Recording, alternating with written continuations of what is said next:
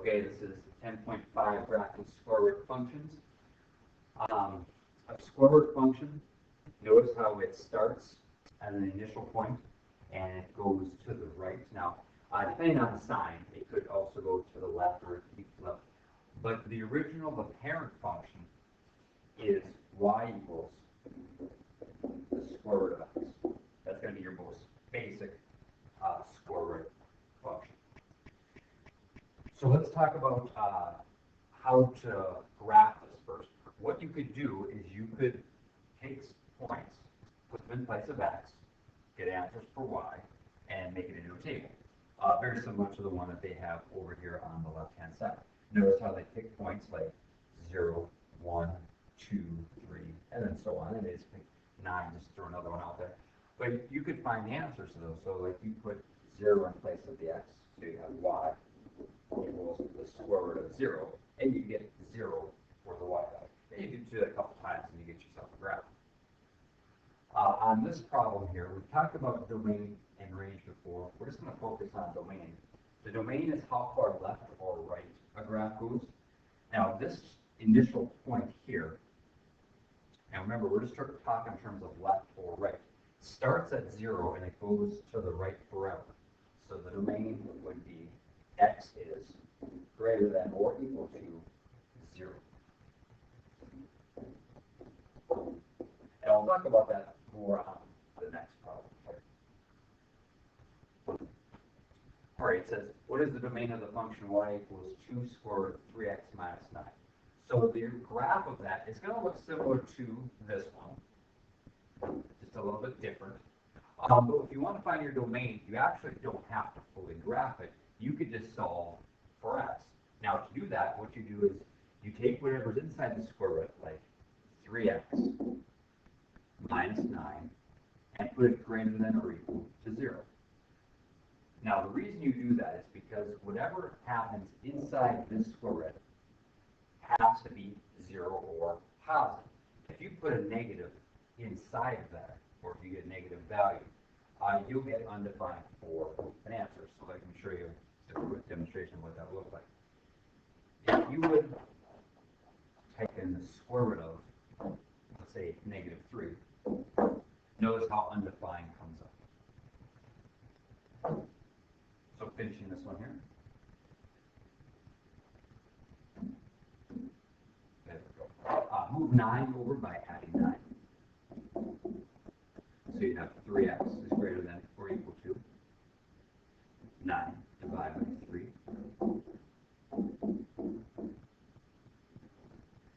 All right. So the domain is x is greater than or equal to 3. So just a rough visual of what that will look like. Remember, your graph has to be, let's say here, 1, 2, 3. It has to start at 3 and it goes to the right. Now it's just a rough sketch of it, but that is your domain. Right, so this next one here, whatever is inside the square root, set it to greater than or equal to 0. Solve for x, and that is your domain. Okay, so the graphing now. Notice how the 2 is not inside the square root. Some of these are going to have a number inside the square root, and some of them are going to be outside. So this one is outside. Let me scroll forward and show you the difference. Here's another one that's on the outside of the square root, -3. Check this one out. We got x plus 3 is in the inside of the square root, and the x minus 3 is inside the square root. Now what these do is it translates it, or in other words, moves it up, down, left, or right, or maybe even in a combination of those two things. But either way, let me just get this down so you can put this in your notes. If you have y equals the square root of x, and k represents any number in this case, if you get a positive k, that's going to translate it up. Same thing, except if we have a negative k on the outside of the square root, that's going to make it go down.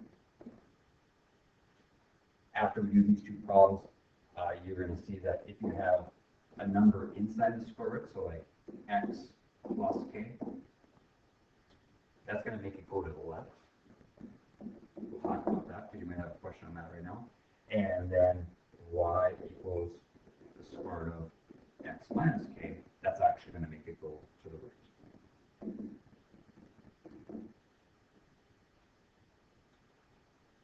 All right, so we got a number that's on the outside of the square root. That's going to make it shift up 2 units. So take your pencil, make yourself a sketch of that. Go up 2. And we'll make the parent graph. Further works just like that. And that's all it's doing.